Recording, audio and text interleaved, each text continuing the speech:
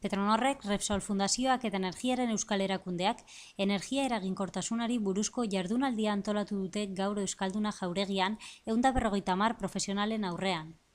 Pilar Urrutikoetxea, Energiaren Euskal Erakundearen zuzendaria, Cesar Gallo, Repsol Fundazioaren presidente ordea eta Andreu Puñet, Petronorren kontseilari delegatua, energia eraginkortasunari buruzko jardunaldia ireki eta aurkezteaz arduratu dira.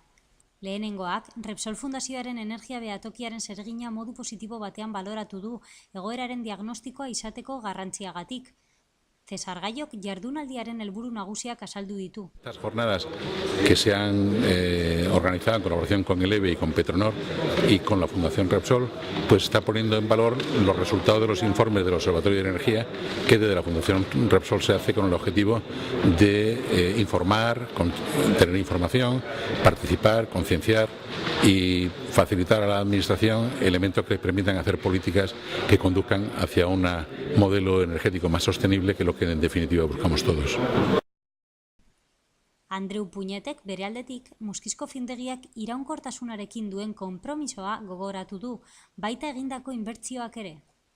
Petronor, al ser una empresa energética, tiene la eficiencia en su ADN. De nuestra factura energética, el 380 millones representa el 73% de nuestros costes. De nuestras inversiones, que son 49 millones al año, unos 13 millones son lo que estamos invirtiendo en cuanto a acciones de eficiencia energética. Como resultado de todas estas acciones y de todas estas inversiones, hemos reducido del orden de 40.000 toneladas de equivalentes de petróleo.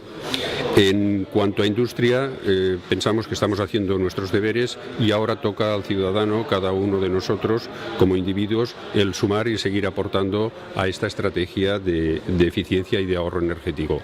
Jardunaldian zehar bi mahai inguru izan dira, alde batetik Espainian eta Euskadin energia eraginkortasunaren errealitatea aztertzeko eta bestetik energia eraginkortasunaren eta gizartearen arteko erlazioa ikusteko.